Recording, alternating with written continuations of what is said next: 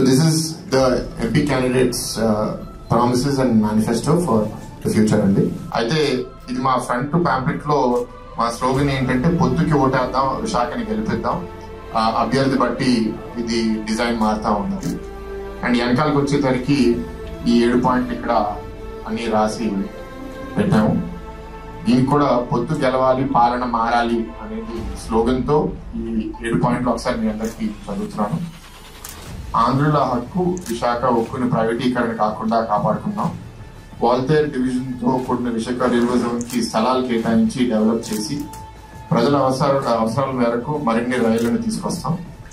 IT, tourism, పారిశ్రామిక hub గా విశాఖ, 1,00,000 ఉద్యోగాల కల్పన, ప్రభుత్వ ప్రజల ఆస్తుల సంరక్షణ, శాంతి భద్రతల పరిరక్షణ, డ్రగ్స్ రహిత విశాఖ ధ్యేయంగా పనిచేస్తాం.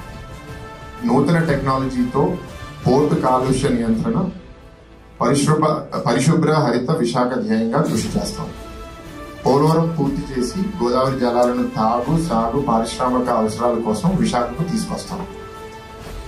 ఆనందపురం, అగ్నంపుడి, పెందుర్తి, అరకు మధ్య నగరంలో ప్రయాణం సాఫీగా సాగేందుకు అవసరమైన చోట్ల ఫ్లైఓవర్లు, అండర్ పాస్లు, ఫుట్ ఓవర్ బ్రిడ్జ్లు నిర్మిస్తాం.